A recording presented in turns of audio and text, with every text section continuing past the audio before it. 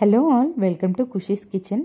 ఇవాళ నేను చేయబోయే రెసిపీ గుమ్మడికాయ కూర అండి. రెసిపీలోకి వెళ్ళిపోతే ఫస్ట్ బాండీలో నూనె వేసుకొని మెంతులు మస్ట్ అండ్ చూడండి.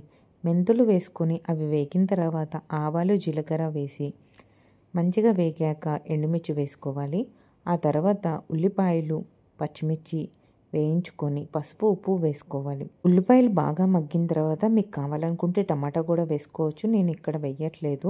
గుమ్మడికాయ ముక్కలు వేసుకోవాలి. గుమ్మడికాయ ముక్కలు బాగా ఉడికిన తర్వాత అందులో కొంచెం చింతపండు పులుసు వేసుకోవాలి. ఉప్పు కారం బెల్లం ఈ టైంలోనే అన్నీ వేసుకోవాలి. వేసుకున్న తర్వాత బాగా ఉడికిన తర్వాత మనం ఉప్పు సరిగ్గా మన టేస్ట్కి తగ్గట్టు ఉన్నాయా లేదా అని చెక్ చేసుకొని కొత్తిమీర జల్లుకొని దించేయడమేనండి. చాలా సింపుల్ అండ్ టేస్టీ రెసిపీ. నార్మల్గా మనం పులుసులు చేసుకుంటాం కదా, సేమ్ ప్రాసెస్సే, బట్ ఇందులో కొంచెం బెల్లం కొంచెం ఎక్కువగా వేసుకుంటాము. ఈ రెసిపీ చాలామంది వినే ఉంటారు. మన అమ్మలు నాటి కాలంలో చేసేవాళ్ళు ఈ రోజుల్లో చాలా తక్కువగా చేస్తున్నారు. అండ్ చాలా వరకు చూసుకుంటే గుమ్మడికాయని ఎవరూ కూడా తినట్లేదు. గుమ్మడికాయలో ఉన్నన్ని పోషక విలువలు ఇంకా దేనిలోనూ లేవన్నట్టు. అది ఎంతో మంచిది హెల్త్కి. ఈవెన్ బూడిద గుమ్మడికాయ కానీ మామూలు మంచి గుమ్మడికాయ కానీ ఏదైనా కూడా హెల్త్కి చాలా మంచి చేస్తుంది.